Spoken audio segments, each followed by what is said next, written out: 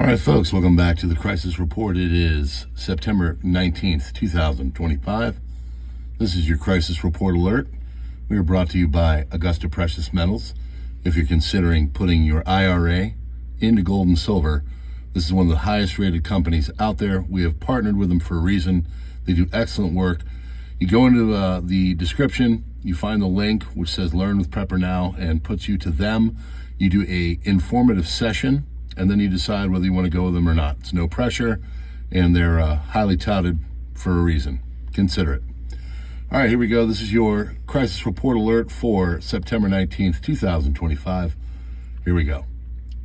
Trump halted $400 million in more lethal military aid to Taiwan, seeking a trade deal and summit with Xi Jinping.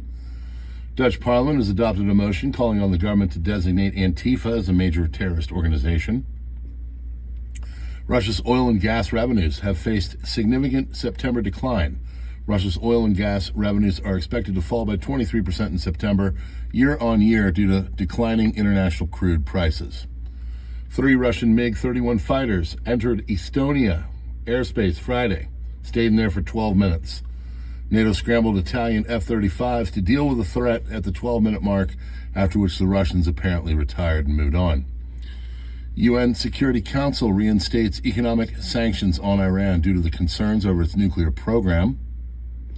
Albania's new AI minister, Diela, addressed the parliament for the first time. She said, quote, "I'm not here to replace human beings," end quote. Diela was appointed by Albania's Prime Minister Edi Rama, who said she would be entrusted with all decisions on public tenders, making them 100% corruption-free. UK's MI6 officially launches a new messaging platform called Silent Courier. It's a dark web portal to recruit spies, prioritizing insiders in countries like Russia to get basically a little intel.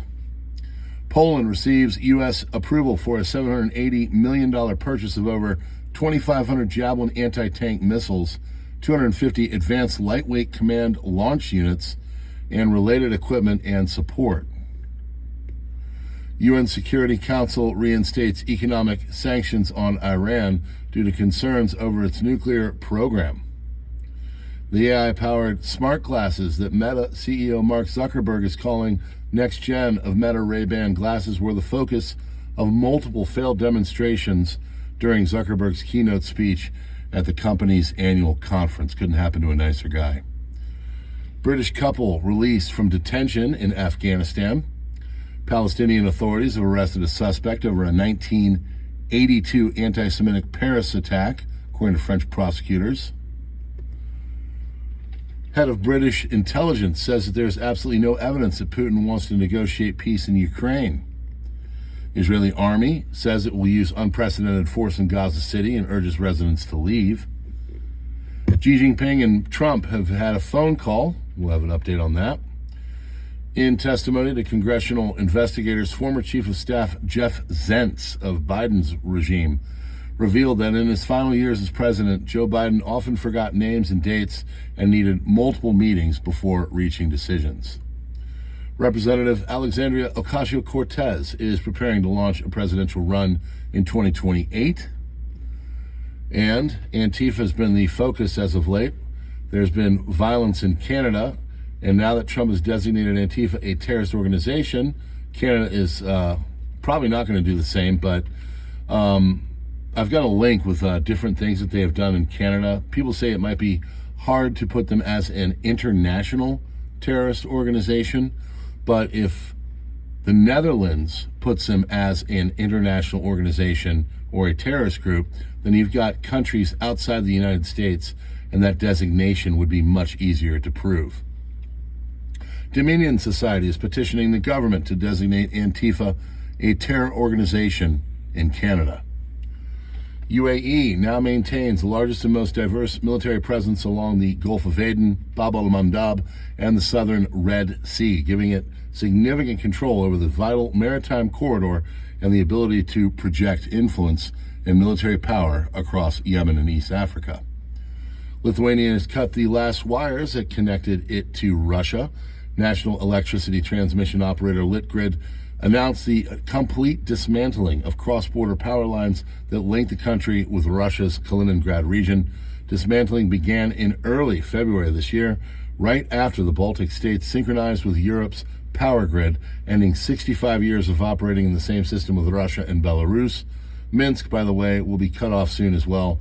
The removal of lines is suggested and scheduled by 2027. In a joint statement, China and Russia officially announced that they consider the snapback UN sanctions against Iran as illegal, invalid, and they will not abide by them. They will continue to do business with Iran as usual, regardless of UN sanctions. Trump says he has had a very productive phone call with Xi Jinping, receiving TikTok approval, and he will visit China early next year. The View could be the next group of people on the chopping block as ABC. In Colorado, Charlie Kirk was scheduled to speak at CSU in Fort Collins.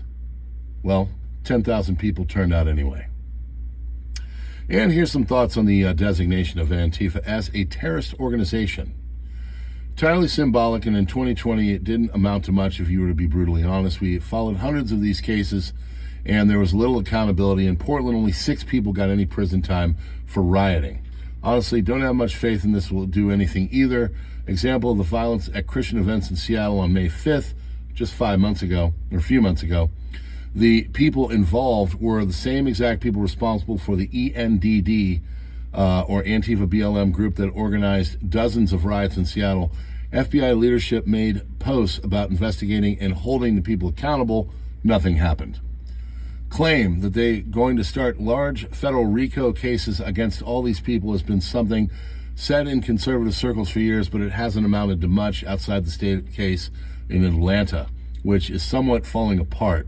Maybe this time will be different, but as someone who has spent years following the court cases, I have a lack of faith in it. Non-symbolic move is to designate them as a foreign terrorist organization via the State Department, because very simply it is unambiguously true. Antifa does operate as a decentralized transnational terror network, sometimes with organized groups, cells, and other times as lone wolf and styles attacks.